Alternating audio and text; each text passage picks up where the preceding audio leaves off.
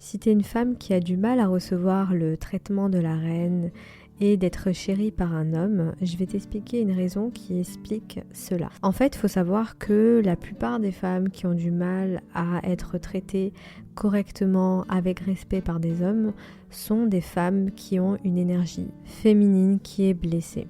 En fait, j'aimerais que tu prennes ton énergie féminine comme un petit jardin secret qui est en toi. Et lorsque tu cultives de l'amour de soi, de la confiance en soi, lorsque tu cultives ta créativité, lorsque tu es à l'écoute de tes ressentis, forcément tu deviens un aimant pour les personnes qui ont envie de prendre soin de toi. D'accord ? À travers cet épisode de podcast, je vais t'aider à identifier une femme qui a justement cette énergie féminine qui est blessée, et peut-être que ça peut être toi. Dans ce cas-là, je t'invite vraiment à écouter l'épisode de podcast jusqu'au bout. Il y a une citation de Maya Angelou qui m'accompagne au quotidien, c'est « When you know better, you do better ».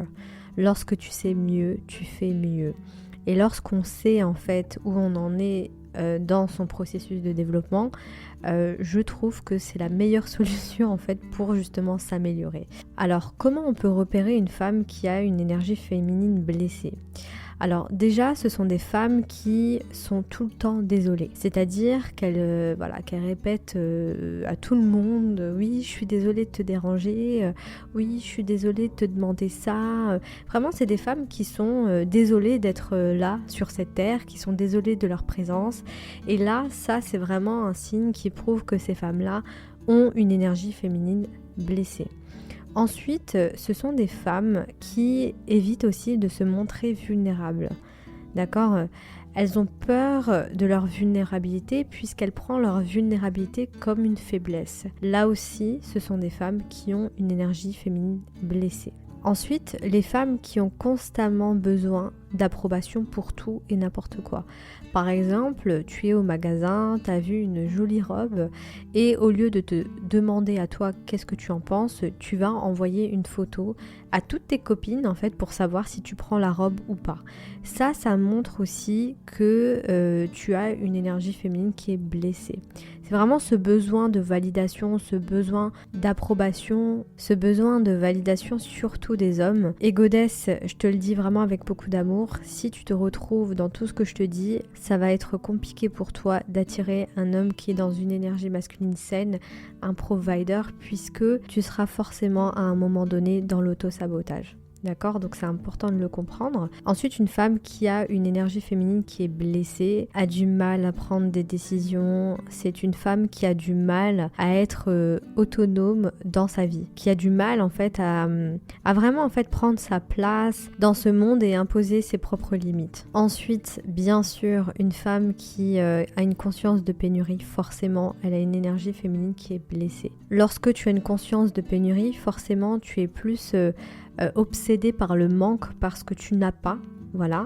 Et d'ailleurs, les femmes surtout qui veulent, ou même les hommes qui veulent absolument manifester leur esprit, qui sont obsédés par leur personne spécifique, ce sont des femmes et même des hommes, puisque l'énergie féminine, je le rappelle, mais elle est en chacun de nous, que tu sois un homme ou une femme, mais ce sont des hommes et des femmes qui ont une énergie féminine qui est blessée. Ce sont des personnes qui ont peur de ne jamais en avoir assez. Voilà, qui sont tout le temps en train de se demander comment ils vont faire, comment ils vont payer cette chose-là, en fait, c'est vraiment des personnes qui sont plus dans la peur, dans l'esprit de la peur, plutôt que dans l'esprit de l'abondance. Et malheureusement, je le dis souvent, mais lorsque tu as une conscience de pénurie, forcément tu vas aussi attirer une conscience de pénurie. Ensuite, une femme qui a une énergie féminine qui est blessée s'inquiète continuellement d'être jugée. Elle n'est pas bien dans sa peau, elle pense continuellement que tout le monde la regarde alors que personne la calcule. Lorsqu'elle est en groupe, elle réfléchit à à 20 fois avant de dire quelque chose. Vraiment, en fait, elle est tout le temps dans le calcul et elle manque d'authenticité et de spontanéité. Et qu'est-ce qui rend une femme magnétique, attirante, une femme vraiment qui attire tout ce qu'elle désire? Justement, c'est son esprit de joueuse, c'est son esprit spontané, c'est son esprit un peu, qui ne se prend pas trop au sérieux, qui vit le moment présent, qui est authentique. Et lorsqu'on parle d'authenticité, bien sûr, on parle aussi d'intelligence émotionnelle. J'ai remarqué qu'il y a une grande confusion entre l'authenticité et le manque d'éducation, c'est-à-dire le manque de politesse. Être authentique, c'est être fidèle à soi-même, de ne pas jouer un rôle et d'être vrai. Et lorsqu'on est vrai avec de l'intelligence émotionnelle, on ne fait pas subir ses émotions aux autres. C'est-à-dire qu'on a l'intelligence d'expliquer ce qu'on ressent à l'intérieur de nous pour justement aider l'autre à nous comprendre, d'accord ? Puisque si on ne se comprend pas, ça va être compliqué pour une personne qui est extérieure à soi de nous comprendre, à moins que c'est un professionnel de la santé mentale. Mais admettons, si c'est notre mec, le mec il n'est pas censé savoir qu'est-ce qui se passe à l'intérieur de toi. À un moment donné, faut apprendre à dire ce que tu ressens, d'accord ? Et lorsqu'on manque justement d'intelligence émotionnelle et qu'on pense être authentique en s'énervant contre notre mec ou contre notre sœur, etc., à un moment donné, ça c'est pas de l'authenticité, en fait c'est un manque d'éducation. Tu vois, quand tu parles mal à l'autre, quand tu te prends de haut, quand vraiment quand tu joues un rôle, c'est pas être authentique. D'accord ? Lorsque par exemple t'es direct sous prétexte que tu es une femme qui est honnête, pour moi c'est un manque d'éducation et c'est de l'impolitesse. D'accord ? À un moment donné, il faut apprendre à gérer ses émotions, il faut arrêter de faire subir aux autres tes émotions, d'accord ? Je parle pas forcément de toi, si t'es une godesse qui m'écoute, mais être authentique, c'est vraiment de dire ce que tu ressens réellement. Je vais te donner un exemple. Avant, j'étais le genre de femme, si par exemple j'avais passé une mauvaise journée ou je me sentais pas bien, lorsque je datais un homme et qu'il me demandait alors t'as passé une bonne journée, ça va, etc. Je le disais pas. Je disais pas que j'avais passé une mauvaise journée, que je me sentais pas bien. Non, je faisais semblant que tout allait bien. Ah oui, j'ai passé une excellente journée, oui, ça va, je vais bien. Et ça, en fait, le problème, c'est que tu donnes pas l'occasion à l'autre d'être là pour toi. Et un provider, il a vraiment besoin de ça. Il a vraiment besoin de contribuer à ton bien-être, à ton bonheur. D'accord ? Même si tu dois apprendre à être heureuse seule, je le dis souvent, mais c'est important. Mais à un moment donné, il faut que tu lui montres qu'il y a une porte ouverte en fait pour qu'il contribue à ton bien-être, d'accord ? Pour qu'il te chérisse, pour qu'il prenne soin de toi, pour qu'il soit un homme attentionné envers toi, etc. Ok ? Donc goddess, si tu as une énergie féminine qui est blessée, dis-toi que ça va être un peu compliqué d'attirer à toi un provider, d'accord ? Ou plutôt de le garder, puisque attirer c'est facile, mais garder c'est une autre histoire.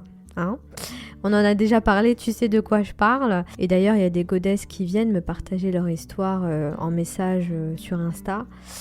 Et elles me demandent, est-ce que tu penses que je peux quand même attirer un provider malgré que je me sens comme ça, etc. Moi, je réponds souvent, lorsque tu te sens pas digne d'avoir ce que tu désires, franchement, t'as beau lire tous les livres que tu veux, t'as beau écouter tous les podcasts que tu veux, t'as beau regarder toutes les vidéos que tu veux, mais si toi, à l'intérieur de toi, tu ne te sens pas digne, en fait, d'avoir ce que tu désires, c'est-à-dire un provider, un homme qui prend soin de toi, un homme qui a une intelligence émotionnelle, un homme qui est brillant, un homme qui est cultivé, un homme qui a vraiment cette énergie de provider et qui a envie de protéger sa famille, de protéger son foyer, etc. Si toi, tu ne te sens pas digne à l'intérieur de toi d'avoir un homme comme ça, goddess, ça va être compliqué. Vraiment, ça va être compliqué de le garder. Je te dis ça parce que moi-même je l'ai vécu, j'ai rencontré des hommes merveilleux et juste parce que je me sentais pas digne d'avoir ce type d'homme, j'étais dans l'auto-sabotage.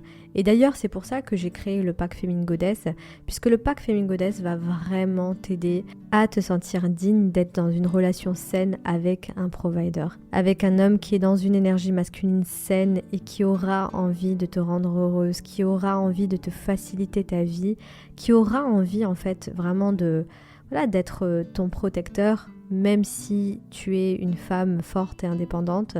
Bravo, mais je trouve que c'est apaisant d'être avec un homme qui est dans une énergie masculine saine, puisque tu peux être dans ta féminité, tu peux être une femme tout simplement. D'accord ?